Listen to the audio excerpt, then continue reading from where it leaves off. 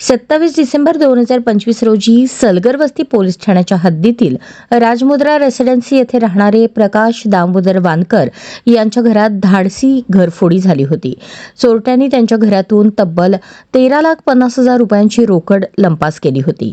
या प्रकरणी सलगर वस्ती पोलीस ठाण्यात गुन्हा दाखल करण्यात आला होता. गुन्ह्याचे गांभीर्य ओळखून पोलीस आयुक्तांच्या मार्गदर्शनाखाली गुन्हे शाखेचे तांत्रिक तपास पथक आणि गोपनीय बातमीदारांच्या मदतीने तपास सुरू केला. तपासादरम्यान मिळालेल्या माहितीनुसार 1 जानेवारी 2026 रोजी गुन्हे शाखेने मोईन मौलाना साब दुधेकुला व 29 राणा नरसापूर जिल्हा विकाराबाद तेलंगणा याला ताब्यात घेतले. आरोपी मोईन हा अत्यंत सराईत असून त्याने आपली ओळख पटू नये म्हणून चोरी करताना विशेष खबरदारी घेतली होती. त्याने घरातील सीसीटीव्ही कॅमेऱ्याचा DVR समजून चुकून इंटरनेट राउटर चोरून नेला होता. हाताचे ठसे उमटू नयेत म्हणून त्याने हाताला रुमाल बांधून चोरी केली होती. चोरीच्या पैशातून तो गोव्याला जाऊन मौज मजा करण्याच्या तयारीत होता. मात्र त्याआधीच सोलापूर पोलिसांनी त्याच्या मुसक्या आवळल्या.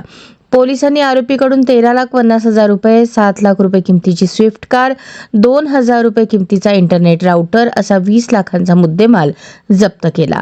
ही यशस्वी कामगिरी पोलीस आयुक्त M. राजकुमार, पोलीस उपायुक्त डॉक्टर अश्विनी पाटील, सहाय्यक पोलीस आयुक्त राजन माने यांच्या मार्गदर्शनाखाली वरिष्ठ पोलीस निरीक्षक अरविंद माने, सहाय्यक पोलीस निरीक्षक निलेश पाटील सोनवणे आणि त्यांच्या पथकाने पार पाडली.